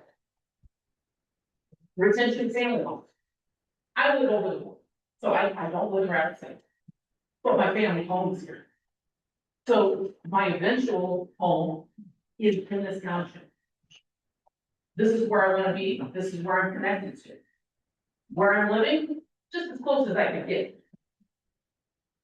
This area, short-term renting, for literally hundreds of years. Short-term renting, hotels, resorts, houses, the family cottages, how most young people are first introduced to the lakes. That is an invaluable tradition that we cannot afford to give up. It's what makes our area so beloved. It's what keeps our property values where they are.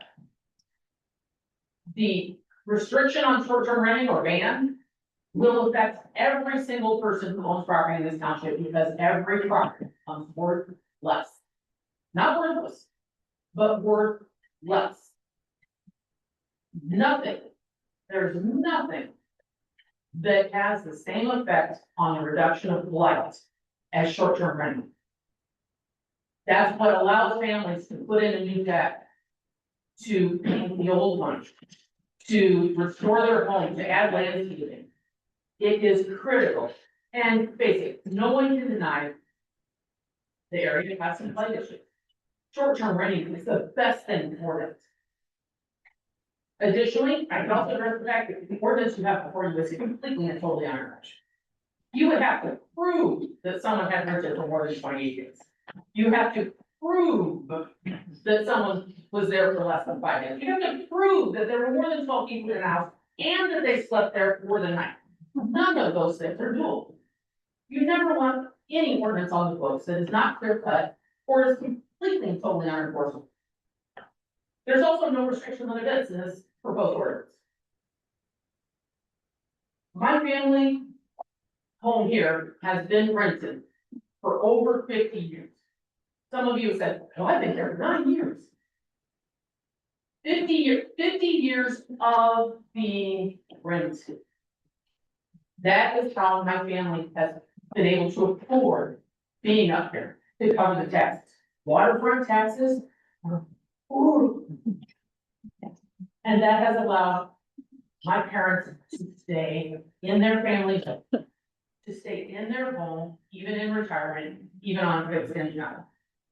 The bottom line is, bad behavior is bad behavior. It doesn't matter if someone's there for a week, a month, a year. Address the bad behavior. It doesn't matter if it's the family that's there for 2 weeks because they live downstate and they're still trying to make a living, or if it's someone there full time. I have a full time next door neighbor that I would trade for any short term renter. The one that I could get rid of for once a week. Racist. Bad behavior is bad behavior. Enforce the bad behavior. Have ordinance on the books. You have all the ordinances you need on the book. Parking, trash, light, noise. Address those first. But I do like to have one other suggestion to the board, and something I haven't heard mentioned here. I always like to give positive encouragement and positive ideas. Helena Township next door has addressed short-term rental. It is a residential use by right. Put it in your zoning ordinance and put it to a vote. This has been going on for most of a decade. And at this entire time, young families like, oh, can I make it? This affects our financial future in ways that a lot of you can't comprehend. And those of you that have more resources don't understand necessarily how hard it is for those of us who have less resources. That's not your problem, but I think there's a lack of comprehension. Put it to a vote. Put it to a vote. It really is that simple. I know there are complications in terms of legalities of making that happen. Put it in the zoning ordinance, and I have no problem with reasonable, yeah, there should be a manager. There should be basic politeness guidelines, but there shouldn't be guidelines that are designed to restrict, eliminate, or squash short-term rentals. Thank you. Is there anybody on Zoom ready to speak yet? Or do someone else? All right, go ahead, whoever's next.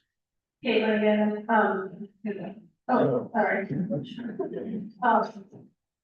Going back to, some people over here mentioned about how you love everybody, that they volunteer to clean up the lake, but you wish it looked like that in the first place.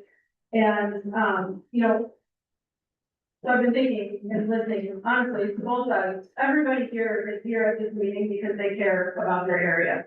They care. There's not a single person here that's intending to break the rules, or would be here trying to fight for rules that we want, right? There are people that have absolutely no phones, they'll just break the rules if they want to break their people aren't here. We can't ban people from coming to Torch Lake.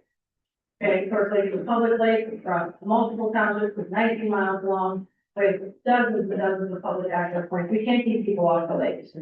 We also, if you put prohibitive rules or de facto ban, meaning it's so restrictive, it's basically, we can't do it anyway.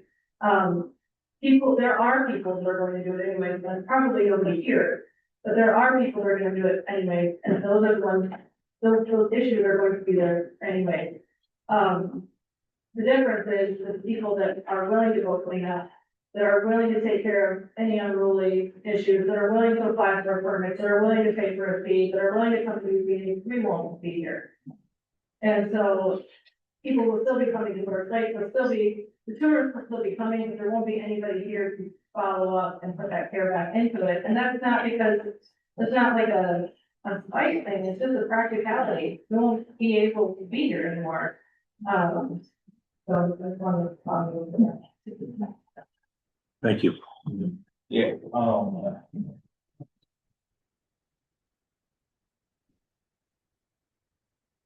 and as a, younger, family, it's just, maybe to paint a picture of some of the costs that, as a young family that they face. And again, as a short-term rental, to help pay off additional costs that maybe some people aren't aware of.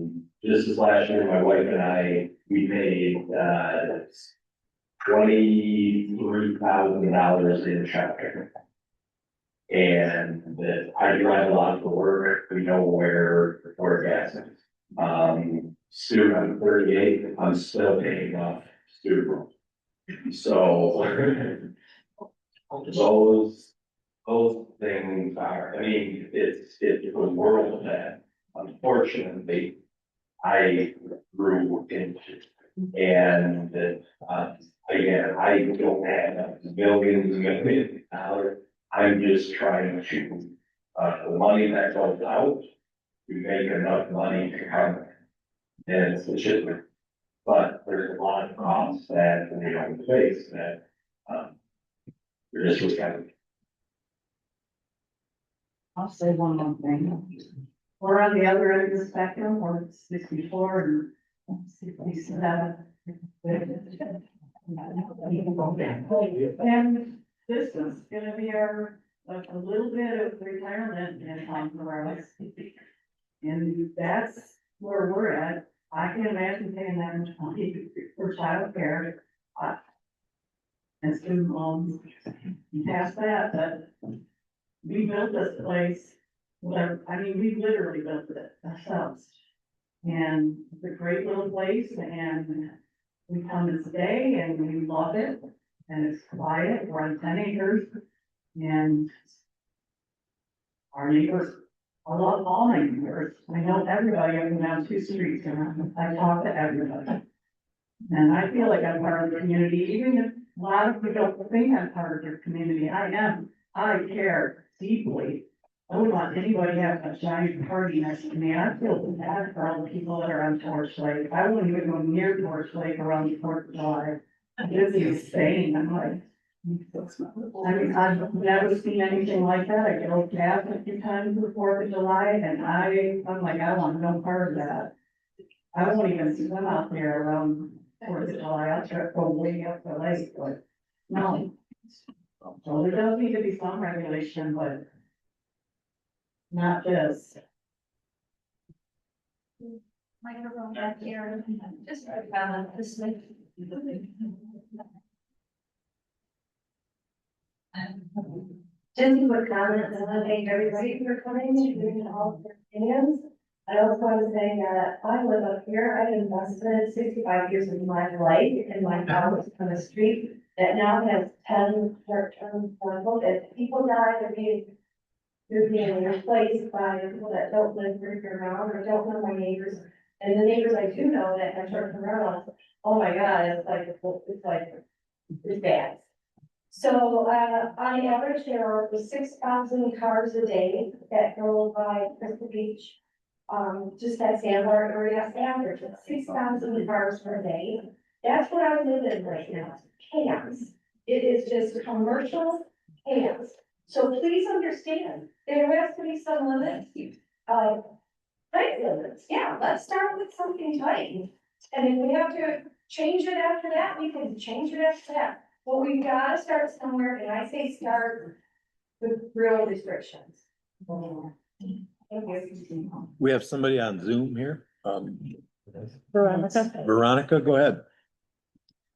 Hi, I'm chiming in really quick from work. I just wanted to say that I don't know if this was mentioned before, but I would like to keep in mind that catering way too much to the tourists is not the move either. I don't want this to end up like Traverse City. That's all. Thank you. Who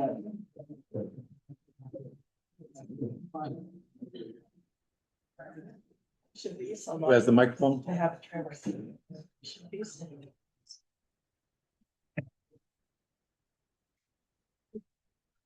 Hi, a couple of comments about the amount of, we talking about the amount of personnel over here. It's not necessarily the amount, it's the density. Where are they located? I know we mentioned somewhere outside of R1, but the vast majority, they're along Rapid River, against Torch Lake, all those areas. And the density is what matters. Young lady over here just said 10 on her street.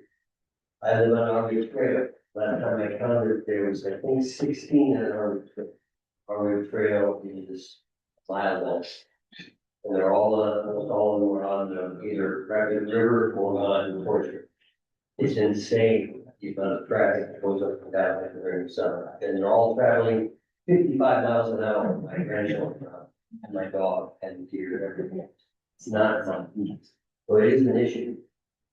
The other thing I wanted to mention, and I have great respect for everybody telling their personal stories. I really do, I understand. But it's irrelevant to what decision that we made here for the zoning issue, things like that. It is.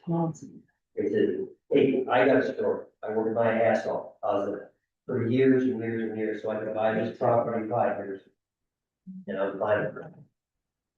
My children, my grandchildren come and recreate them. We all have personal stories. I understand, I respect them very, very much. But we can't make rules to help people pay for their personal obligations. It's not how it's done. Hey, anybody who hasn't spoke that would like to, after Frank talks here, we've got about 10 minutes left. I'd like to give everybody an opportunity. The requirement, take care of your own house right now. And you're doing it right now. I live on Harrison. I'll ask every one of you to go down to Overland Keep, turn right down Harrison, go down to the end of my block, a brand new truck road. Brand new, growing. Behind my house, the zoning guy down west went to visit it because there's a bobcat in a 5-foot hole, 5 o'clock in the morning. And the guy said, I'm making a garden for my mother. And now it's filled with garbage.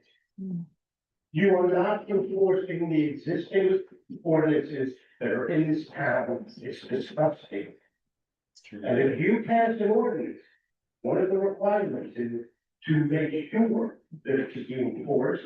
It can be willful neglect if it's not. And there's a 6-year statute of limitations. So I personally believe some of the previous board members who just magically write over to the sun Where's Tom Backers now? I hope you got this, got you, hope you, what he learned in his service. We are gliding left and right. I sympathize with anybody who has 16 rentals on one block. They can eloquently say what they want for this community. This was a one-horse town 10 years ago, 20 years ago, and it's gonna be a one-horse town 20 years from now. Coffee shops and gift shops are not opening up in Rapid City.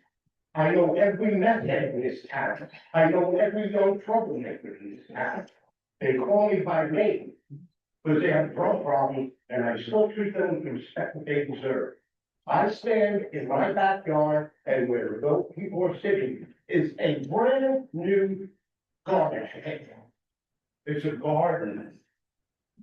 Clean up the mess now. There's no proof in their footing. There is no proof.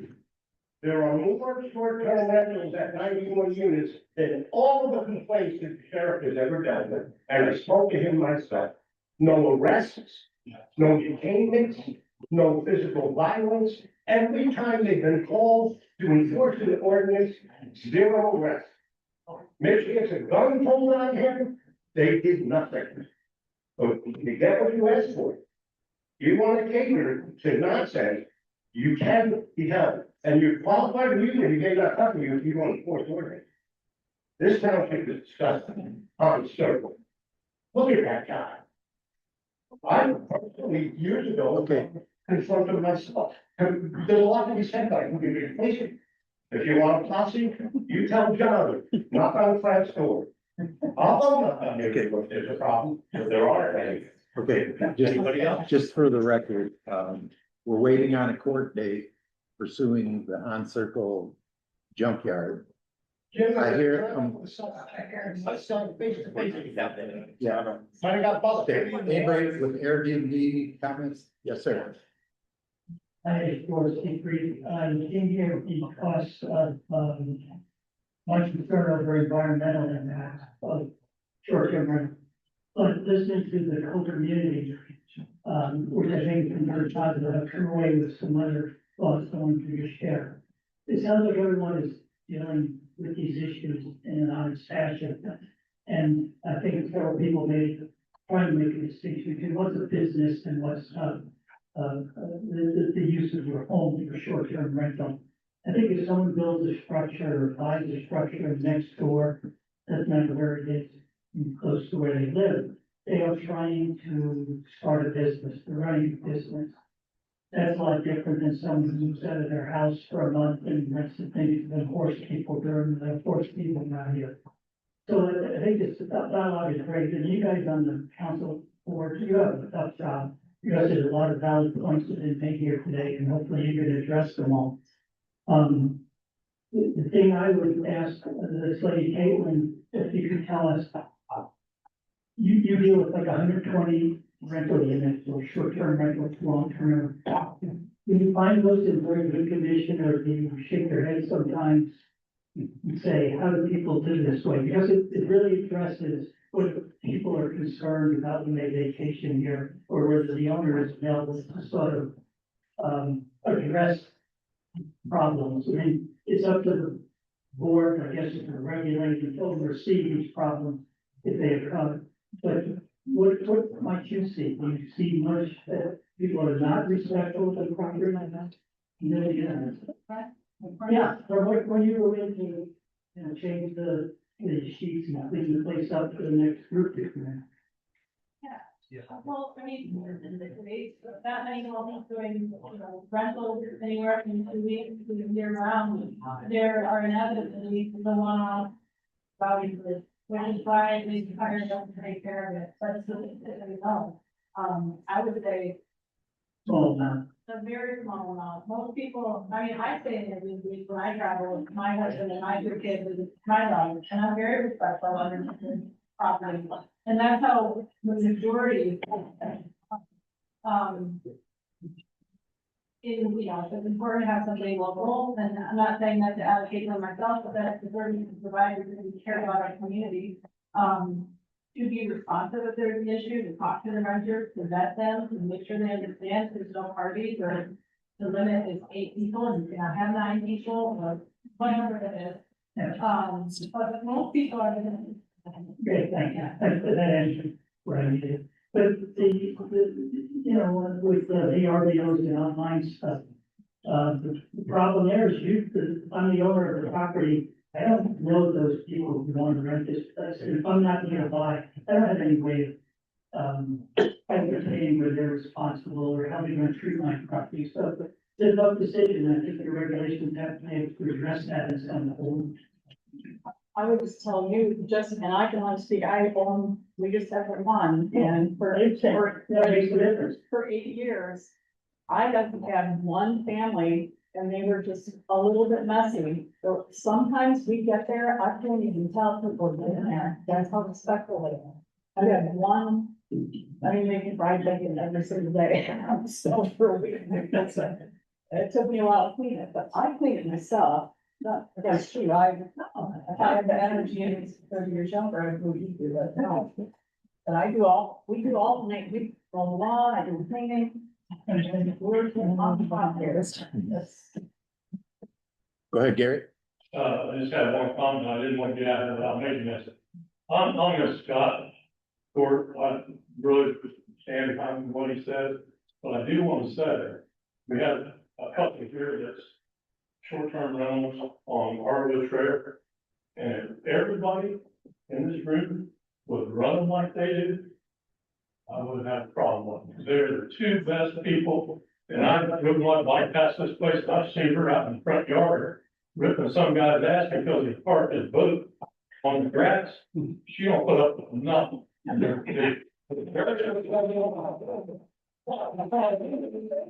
everybody has to do that, and it's 4 o'clock. I do. I don't have a problem with it. I have a problem, I'm sorry. No. Yeah, I'm Dan Packer. Some of you know that I'm on the planning commission, some of you don't. But, I'm not speaking on behalf of the planning commission. I'm giving my perspective on where where it came from and where it's, could possibly go. This has been going on for a couple of issues that have been going on for quite a while. And we've had meetings like this in the past. And the result is almost always the same. Yeah, one side of the room that feels they have the right to rent the properties. And you've got another side of the room that feel that because they live in residential zoning, that they have a right to live in residential zoning. They shouldn't be, have to deal with commercial operations near their properties. Probably both have valid points. The challenge at the planning commission that we had was,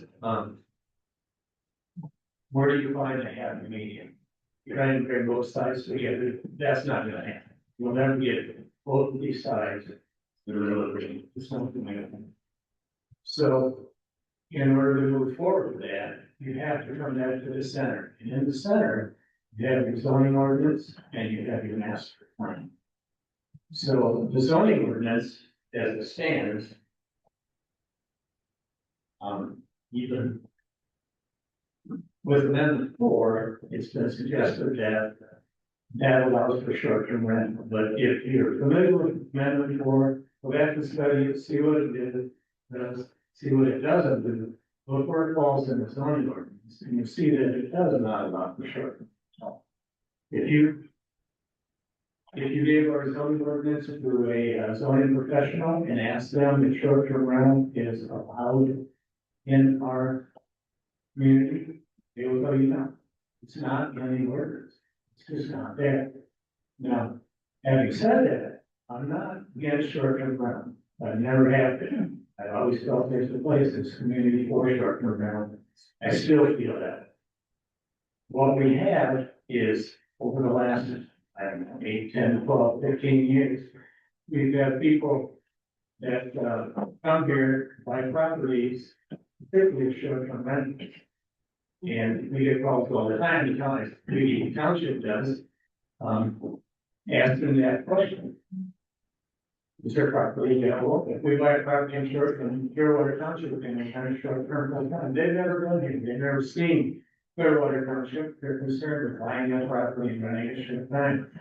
And for short term, and we have many properties, we have residents that own multiple properties strictly as short term rental. So the challenge to the planning commission was,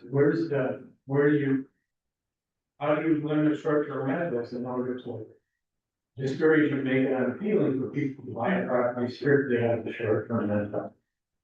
So we came up with the draft that's in front of you.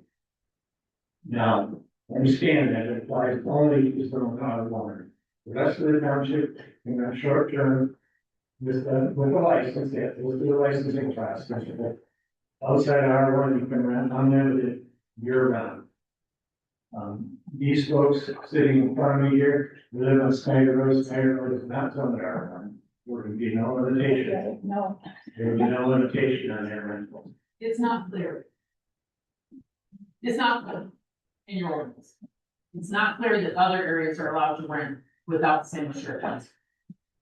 So it needs work. It's simply. Even if you like it, it needs work. Well, the draft as it reads is, it allows short-term rentals with no limitations covered now. So. And I don't quite follow that.